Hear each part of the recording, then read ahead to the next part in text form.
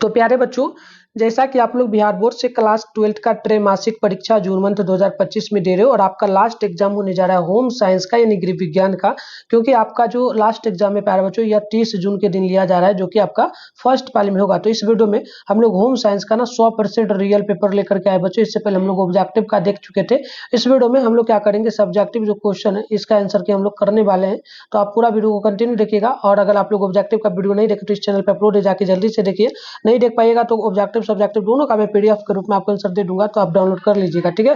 तो चलिए, विषय पर आपका 319 रहेगा, 3 घंटा का टाइम मिलेगा, 70 ऑब्जेक्टिव मिलता है जिसमें से आपको 40 बनाना है और 80 मार्क्स का एग्जाम होता है। तो आइए बिना देरी करते आगे बढ़ते हैं। आपका ये ऑब्जेक्टिव क्वेश्चन आप लोग यहाँ पर देख सकते हो। ऑब्जेक्टिव क्वेश्चन जैसे कि आपका यहाँ पर देखेंगे, और तो यहाँ पर देखेंगे तो आपके सामने जैसे कि ऑब्जेक्टिव क्वेश्चन है। जैसे पहला पूछा था, निम्न में से कौन गृह विज्ञान की शाखा है, तो बाल विज्ञान। तो इस प्रकार से पहला का ऑप्शन हो जाएगा। तो ये मैंने आपको पहला ऑब्जेक्टिव दिखा दिया।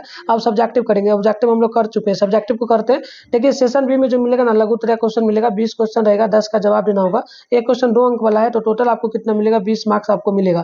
तो आइए एक एक क्वेश्चन को पढ़ते हैं, फिर क्वेश्चन आंसर को करेंगे। सभी लोग ना वीडियो को लाइक कर लीजिएगा, चैनल पे पहली बार चैनल को सब्सक्राइब करके नोटिफिकेशन कॉल पे प्रेस कर लीजिएगा, ताकि आगे से आने वाला वीडियोस का नोटिफिकेशन आपको मिलता रहेगा। 2024 का तैयारी भी इस चैनल पे होता है, वो भी आप लोग कर पाएंगे, और जो आपका नेक्स्ट मंथ भी एग्जाम होने वाला है तो उसमें हेल्प करेंगे। पहला क्वेश्चन है, जल के गुणधर्म को लिखिए। दूसरा बोला हार्मोनस के कार्य बताएं, और तीसरा बोला निषेचन क्रिया का संक्षिप्त वर्णन करें। प्यार बच्चों, आप लोगों के लिए मैंने बहुत मेहनत किया, तो आप लोग जरूर हमारे लिए कमेंट बॉक्स में थैंक यू सर लिखिएगा, ताकि इससे मुझे मोटिवेट मिले, ठीक है। चलिए, चौथा है कि प्रजनन तंत्र पर टिप्पणी लिखे, और आगे बढ़िएगा। तो 5वां नंबर बोला गया आप लोगों से, पर्यावरण का मानव जीवन में क्या महत्व है। और छठा है, जल प्रदूषण के 2 प्रमुख कार्य बताएं। और 7 है कि गांव में स्वच्छता की स्थिति सुधारने के उपाय बताइए। इसके अलावा आप आगे 8 नंबर को देख लीजिएगा। तो आपसे बोला गया रेडियोधर्मी प्रदूषण के कारण एवं उसे रोकने के प्रभावी उपायों पर प्रकाश डालें। आइए आगे बढ़ते हैं। नेक्स्ट है हमारा यहाँ पे 9 नंबर क्वेश्चन, अंडाणु क्या है। चौथा बोला, 10वां बोला पीयूष ग्रंथि पर संक्षिप्त आपको टिप्पणी लिखना होगा। भाई आप 11 नंबर को देखेंगे, तो स्त्री में मासिक धर्म की प्रक्रिया का संक्षिप्त वर्णन करें। 12 है, वायु प्रदूषण से आप क्या समझते हैं। और अगला क्वेश्चन यहाँ पर 13 नंबर को आप लोग देखेंगे, तो ये हम लोगों से बोला जा रहा है ग्रामीण स्वच्छता कार्यक्रम क्या। और 14 है, ध्वनि प्रदूषण से आप क्या समझते हैं। 15 नंबर क्वेश्चन है कि थायराइड ग्रंथि से स्रावित होने वाले कार्य को लिखे। भाई आप लोग यहाँ पे 16 नंबर को देखेंगे, मानव शरीर में पाई जाने वाली अंतःस्रावी ग्रंथियां कौन कौन सी है। 17 है, सहायक जनन ग्रंथियां कौन कौन सी होती है। 18 है, ग्रामीण स्वच्छता योजना तैयार करने के चरण बताएं। 9 नंबर है, दैनिक सफाई पर संक्षिप्त नोटिस लिखें।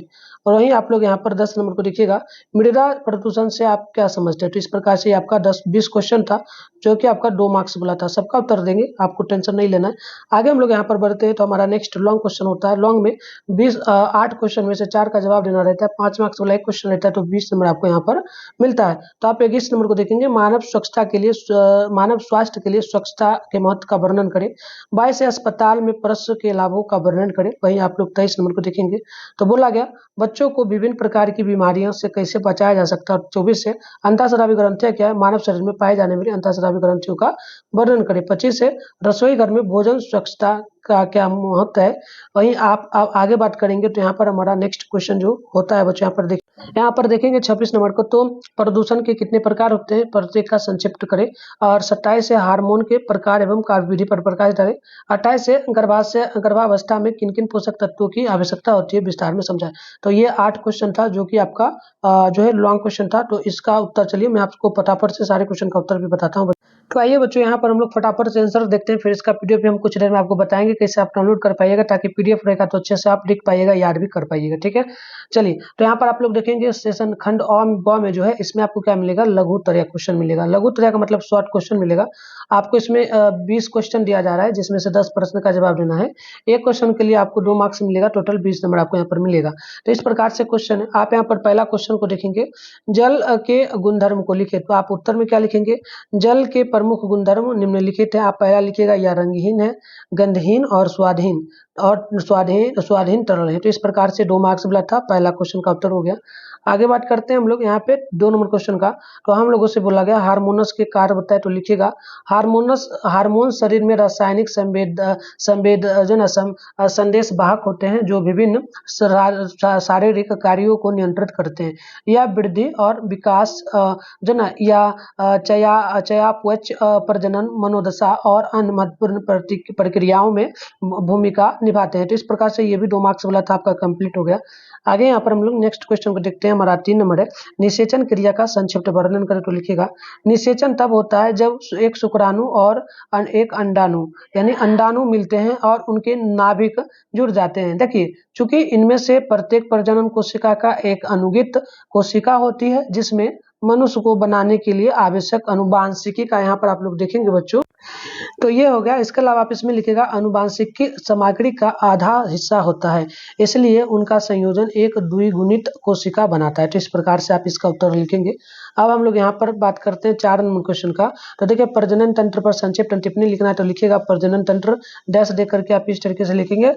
इस प्रजनन तंत्र का कार्य जो ना संतानोत्पत्ति है। प्राणी वर्ग मात्र में प्रकृति ने संतानों उत्पत्ति की अभिलाषा और शक्ति भर दी है। जीवन का यह प्रधान लक्षण है। प्राणियों की निम्नतम श्रेणी जैसे अमीबा नामक एक कोशिकीय जीव, जीवाणु तथा वायरस में प्रजनन या संतोषणोत्पत्ति ही जीवन का लक्षण है। तो इस प्रकार से आप इसका भी उत्तर। तो आइए हम लोग अगला क्वेश्चन को यहाँ पर देखते हैं। 5वां नंबर, पर्यावरण का मानव जीवन में क्या महत्व है। तो लिखिएगा पर्यावरण मानव जीवन में जो है मानव जीवन के लिए अत्यंत महत्वपूर्ण है। यह हमें जीवित रहने के लिए आवश्यक चीजें प्रदान करता है, जैसे कि हवा, पानी, भोजन और आश्रय। पर्यावरण पारिस्थितिकी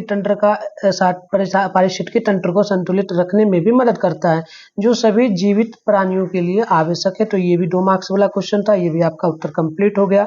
अब यहाँ पर आपका 6 नंबर क्वेश्चन है, 6 नंबर क्वेश्चन है। 6 नंबर को देखिएगा, जल प्रदूषण के कोई 2 प्रमुख कारण बताइए। तो आप लिखिएगा जल प्रदूषण के 2 प्रमुख कारण। आप लिखिएगा औद्योगिक कचरा और कृषि अपवाह। देखिए, औद्योगिक कचरा चूंकि जिसमें कारखाने से निकलने वाले हानिकारक रसायन और अपशिष्ट शामिल हैं, सीधे पानी में बहा दिए जाते हैं, जिससे जल प्रदूषित होता है। इसके अतिरिक्त कृषि में उपयोग किए जाने वाले कीटनाशक और उर्वरक बारिश के पानी के साथ बहकर नदियों और झीलों में मिल जाते हैं, जिससे जल प्रदूषित होता है। तो इस प्रकार से ये भी 2 मार्क्स वाला क्वेश्चन था, ये भी कंप्लीट हो गया। अब हम लोग यहाँ पर देखेंगे तो ये हमारा है 7 नंबर क्वेश्चन, गांव में जो ना स्वच्छता की स्थिति सुधारने के उपाय बताइए। तो लिखिएगा गांव में स्वच्छता की स्थिति सुधारने के लिए कई उपाय किए जा सकते हैं, जिनमें से सामुदायिक भागीदारी, जागरूकता अभियान और ठोस अपशिष्ट प्रबंधन शामिल हैं। गांव को स्वच्छ बनाने के लिए लोगों को खुले में शौच से बचना चाहिए और शौचालय का उपयोग करना चाहिए। इसके अलावा कचरा प्रबंधन, नालियों की सफाई और सार्वजनिक स्थानों को साफ रखना भी महत्वपूर्ण होता है। अब हम लोग यहाँ पर जो है 8 नंबर क्वेश्चन को देखेंगे। तो 8 नंबर है, रेडियोधर्मी प्रदूषण के कारण एवं उसे रोकने के प्रभावी उपायों पर प्रकाश डालें। तो लिखिएगा रेडियोधर्मी प्रदूषण, जिससे परमाणु प्रदूषण भी कहा जाता है, पर्यावरण में रेडियोधर्मी पदार्थों की अनियंत्रित रूप से फैलने के कारण होता है, जिससे हवा, पानी और मिट्टी दूषित हो जाती है। इसके मुख्य कारण परमाणु ऊर्जा संयंत्रों में दुर्घटनाएं, परमाणु हथियारों का परीक्षण और रेडियोधर्मी कचरे का अनुचित निपटान है। रेडियोधर्मी प्रदूषण को रोकने के लिए प्रभावी अपशिष्ट प्रबंधन, सुरक्षित परमाणु प्रौद्योगिकियों का उपयोग और जनता में जागरूकता बढ़ाना आवश्यक है। तो ये भी 2 मार्क्स वाला था, ये भी कंप्लीट हुआ। आगे हम लोग यहाँ पर जो है 9 नंबर क्वेश्चन को देखते हैं। 9 नंबर क्वेश्चन हम लोगों का यहाँ पर बोला जा रहा है, अंडाशय क्या है। तो लिखिएगा अंडाशय महिला प्रजनन प्रणाली का एक अंग है जो गर्भाशय के दोनों तरफ स्थित होता है। यह अंडाणु यानी अंडे का उत्पादन और भंडारण करता है और एस्ट्रोजन और प्रोजेस्टेरोन जैसे हार्मोन भी बनाता है, जो मासिक धर्म चक्र और गर्भावस्था को नियंत्रित करते करते हैं। हर महीने एक अंडाशय से एक अंडा निकलता है जिसे ओव्यूलेशन कहा जाता है। तो ये भी 2 मार्क्स वाला आपका क्वेश्चन था, इसका भी उत्तर कंप्लीट हुआ। आगे हम लोग यहाँ पे बात कर लेते हैं 10 नंबर का। पीयूष ग्रंथि पर संक्षिप्त टिप्पणी लिखिए। तो लिखिएगा, पीयूष ग्रंथि जिसे पिट्यूटरी ग्रंथि भी कहा जाता है, मस्तिष्क के आधार पर स्थित मस्तिष्क के आधार में स्थित एक छोटी मटर के आकार की ग्रंथि है। यह एक महत्वपूर्ण अंतःस्रावी ग्रंथि है जो कई हार्मोन का उत्पादन और स्राव भी करती है, जो शरीर के विभिन्न कार्यों को नियंत्रित करते हैं, जैसे कि विकास, ओजोन, चयापचय, प्रजनन और तनाव प्रतिक्रिया। इसे मास्टर ग्रंथि भी कहा जाता है क्योंकि यह अंतस्थ स्रावी ग्रंथियों को हार्मोन जारी करने के लिए संकेत करती है।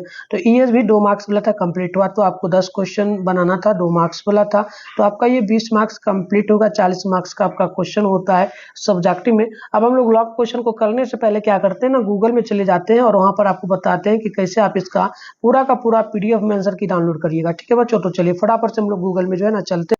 तो इसके लिए सबसे पहले क्या करेंगे, अपने फोन में गूगल या क्रोम ब्राउजर को आप ओपन करेंगे, सर्च बार के आइकन पे क्लिक करेंगे और बेगूसराय help.com इस तरीके से आपको सर्च कर लेना है। फिर ऊपर जब कीजिएगा तो इस तरीके से आपके सामने बेगूसराय help.com आपको लिखा हुआ दिख जाएगा।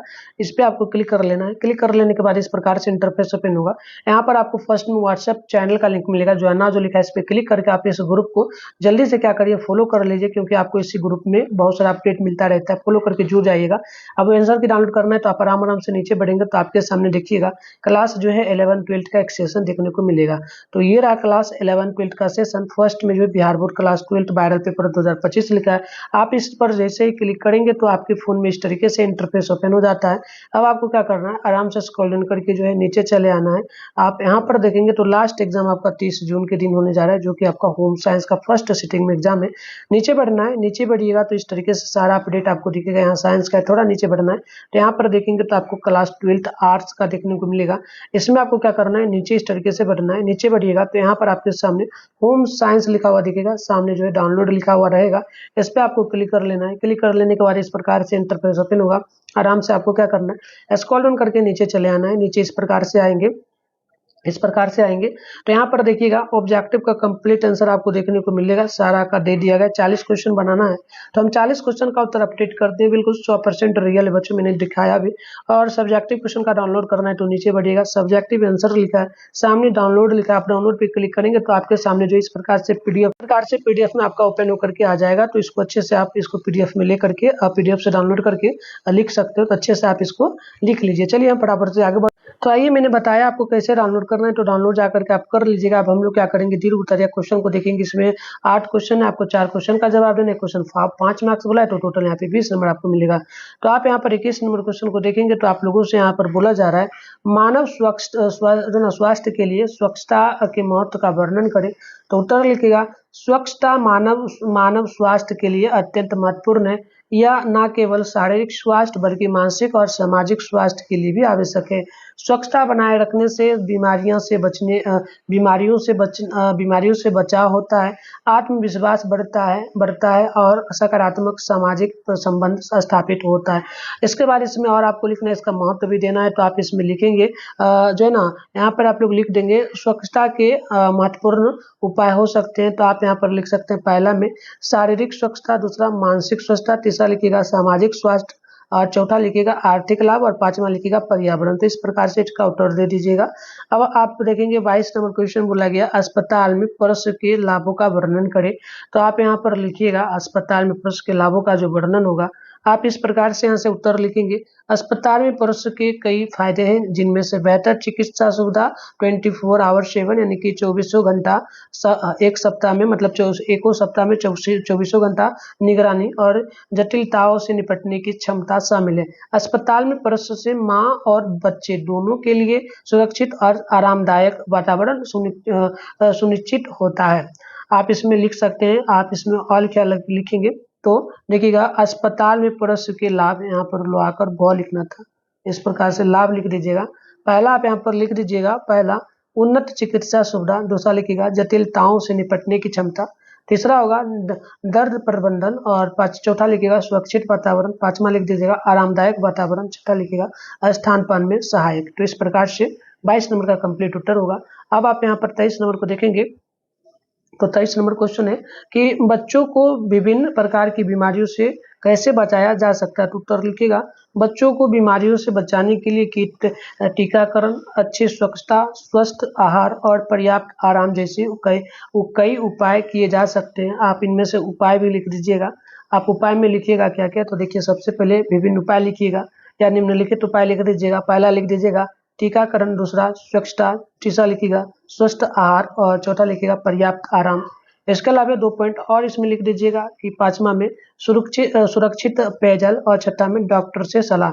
तो इस प्रकार से ये कंप्लीट हुआ। अब हमारा लास्ट क्वेश्चन होगा जो कि हमारा 24 नंबर है।